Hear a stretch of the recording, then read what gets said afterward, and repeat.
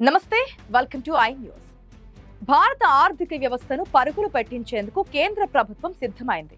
2026 బడ్జెట్లో make in India లక్ష్యంగా తయారీ రంగానికి భారీ వరాలు ప్రకటించే అవకాశం కనిపిస్తోంది. ముఖ్యంగా ఎలక్ట్రానిక్స్, సెమీ కండక్టర్స్, ఆటోమొబైల్ రంగాల్లో భారత్ను గ్లోబల్ హబ్గా మార్చడమే లక్ష్యంగా కేంద్రం వేస్తున్న అడుగులపై మా స్పెషల్ రిపోర్ట్. భారతదేశం ఇప్పుడు ప్రపంచానికి ఫ్యాక్టరీగా మారబోతోంది. 2026 బడ్జెట్ రూపకల్పనలో కేంద్ర ప్రభుత్వం మ్యానుఫ్యాక్చరింగ్ సెక్టార్ కి అగ్రతాంబూలం ఇస్తోంది. గత కొన్నేళ్లుగా సర్వీస్ సెక్టార్ లో దూసుకుపోతున్న భారత్ ఇప్పుడు తయారీ రంగంలో కూడా చైనాకు గట్టి పోటీ ఇచ్చేందుకు రెడీ అయిపోయింది. ఈసారి బడ్జెట్ లో ప్రొడక్షన్ లింక్డ్ ఇన్సెంటివ్ స్కీమ్ ను మరింత విస్తరించడమే కాకుండా కొత్త రంగాలకు కూడా వర్తింపచేయాలని ప్రభుత్వం భావిస్తోంది. ముఖ్యంగా 3 రంగాలపై కేంద్రం ఫోకస్ పెట్టింది. మొదటిది ఎలక్ట్రానిక్స్, మొబైల్ మ్యానుఫ్యాక్చరింగ్. ఇప్పటికే యాపిల్, శాంసంగ్ వంటి దిగ్గజాలు ఇండియాలో తమ ప్లాంట్లను ఏర్పాటు చేశాయి. ఇప్పుడు వీటిని మరింత బలోపేతం చేసేందుకు విడి భాగాల దిగుమతిపై సుంకాలను తగ్గించి స్థానికంగానే తయారీ జరిగేలా ప్రోత్సాహకాలు ఇవ్వనున్నారు. ఇక రెండోది సెమీ కండక్టర్ మిషన్.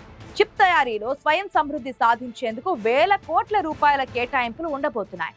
ఇది జరిగితే గ్లోబల్ సప్లై చైన్ లో భారత్ తిరుగులేని శక్తిగా మారుతోంది. వీటితో పాటు ఎలక్ట్రిక్ వెహికల్స్, గ్రీన్ ఎనర్జీ పరికరాల తయారీకి ఈ బడ్జెట్ లో పెద్దపీట వేయనున్నారు. ఇక పర్యావరణ హితమైన ఇంధన వనరుల తయారీకి అవసరమైన ఇన్ఫ్రాస్ట్రక్చర్ ను డెవలప్ చేయడం ద్వారా లక్షలాది మంది యువతకు ఉపాధి కల్పించడమే లక్ష్యంగా ప్రభుత్వం ప్లాన్ చేస్తోంది.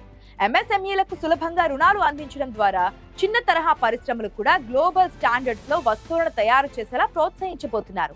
కేవలం సబ్సిడీలు ఇవ్వడమే కాకుండా ఈజ్ ఆఫ్ డూయింగ్ బిజినెస్ లో భాగంగా పారిశ్రామికవేత్తలకు ఉన్న అడ్డంకులను తొలగించడంపై కూడా బడ్జెట్ లో కీలక నిర్ణయాలు ఉండబోతున్నాయి.